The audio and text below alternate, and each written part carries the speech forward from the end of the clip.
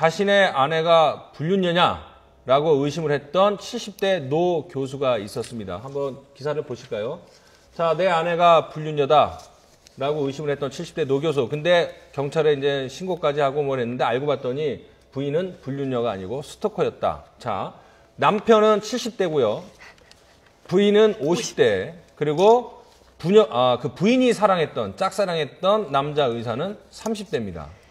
주로 이 집안은 20년 간격으로 사랑을 확인하는 좀 독특한 뭐 그래서, 사랑의 국경도 연령도 없지만요. 그래서 이제 50대 부인의 불륜을 의심을 해갖고 그 30대 의사 주변에다가 이 사람은 도덕적으로 문제가 있다 이렇게 해갖고 문제가 됐는데 알고 봤더니 이 50대 부인이 30대 의사에게 무려 4만 통이 넘는 문자 메시지를 보냈다고 합니다. 4만 통이요. 그러니까 스토커였는데 이 50대 여성의 로맨스라고 봐야 될까요? 아니면은 집착이라고 봐야 될까요? 스토킹입니다, 일단은. 네, 정말 일방적인 스토킹이고요. 그 30대 의사 입장에서는 굉장히 고통스러운 거죠. 그래서 실제로 이 30대 의사가 이 50대 여성의 문자 메시지를 스팸 처리까지 했는데 정말 4만여 통 가까이의 구애 메시지를 보냈다는 거고 결국엔 이 30대 남성이 50대 여성을 고소까지 했다고 합니다. 근데 거기서 더 나아가서 이 70대의 남편이 마치 아내가 이 젊은 의사랑 서로 같이 합의하에 어떤 뭐 불륜을 하는 줄 알고 이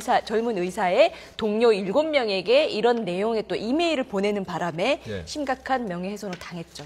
결국 이제 저 사건의 근본적 원인 자체는 저 50대 부인의 어떤 스토킹 행위 때문에 이제 시작이 된 것으로 생각이 되는데요.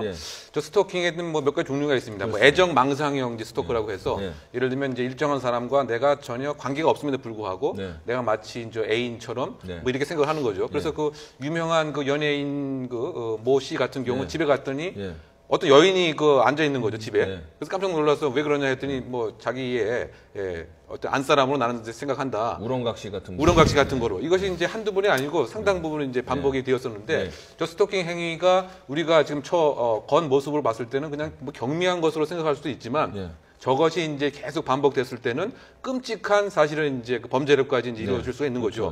그래서 그 스토커 그 방지법에 관해서 2000년대 초반에도 그 이제 국회에서 많이 계류가 됐었습니다. 그런데 다른 법으로 이미 처벌할 수가 있으니까 이거 중복 처벌되지 않느냐라고 하는데 지금 저 사례도 만약에 스토킹 그 방지법이 있었으면 저 같은 이제 그 문자를 경찰관서에 제출하게 되면 저 50대 그 부인을 정신감정을 한다든가 일정한 정신병원에서 그 강제적 치료도 이제 가능하게 하고 저와 같은 증거로서 일정한 이제 법적 제재도 이제 가능했을 법한 것인데 지금 이제 저와 같은 것이 있지 않다 보니까 종국적으로 보면 국내에서도 이른바 이별 살인이라고 하는 것이 스토커들에 의한 것이 상당히 그 많은 것이죠. 그래서 외국에서는 이제 연예인들이 끔찍한 범죄 피해자가 됐을 때의 그 심각성을 생각을 해서 법안이 됐는데요. 쉽게 얘기하면 이거죠.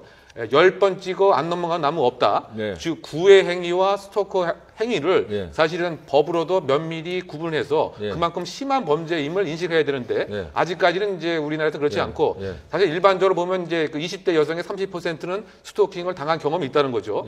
강 변호사님 젊었을 때 스토킹 당한 적 있었습니까? 글쎄 저한테는 아무도 그런데 막상 당사자의 입장에서는 상당히 그 심각합니다. 단순한 추궁거림이 아니고 갑자기 그 나타나고요. 동선, 다니는 직장, 또 학교, 동선을 다 파악하고 있어갖고 꽃을 주고 뭐 이러는 것인데 받는 사람 입장에서는 정말 일상생활이 마비가 될 정도로 심각한 범죄다. 그래서 어쨌든 스토킹에 대한 피해를 많이 손 변호사한테 이제 궁금한 거는 본인이 딴에는 뭐 애정 표현이고 자신의 마음을 전달하기 위해서 뭐 꽃다발도 보내고 문자도 보낼 수 있는데 이 스토킹이라고 규정할 수 있는 내용이 있습니까? 기준이?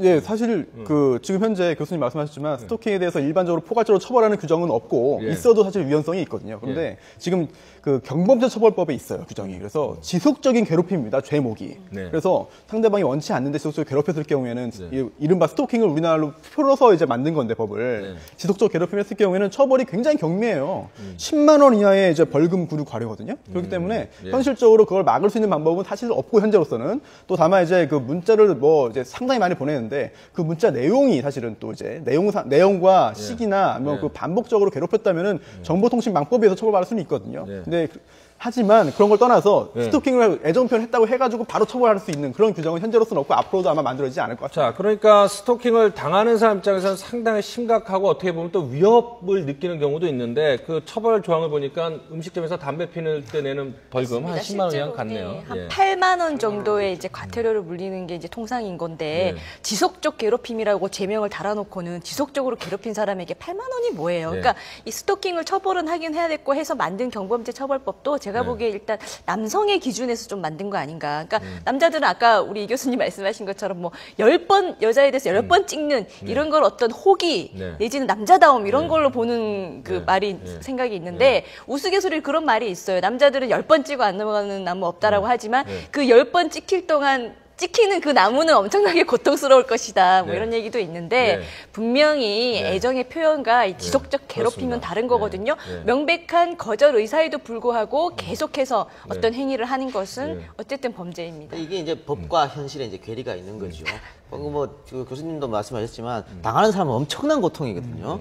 그리고 지금 이 보통의 남성들이 많이 스토킹 범죄를 저지르는데 지금 이거는 반대로 여성이 하는 거 아닙니까? 네. 근데 여성이 스토킹 범죄를 저지르는 경우도 상당히 많습니다, 사실은. 네. 연예인들한테 한다든가. 네. 특히 그 김미숙 씨 같으면 배우죠. 한 15년 동안 같은 사람한테 스토킹 당했거든요. 네. 결국은 그 사람을 고소를 했는데 네. 처벌이 미미하다 보니까 네.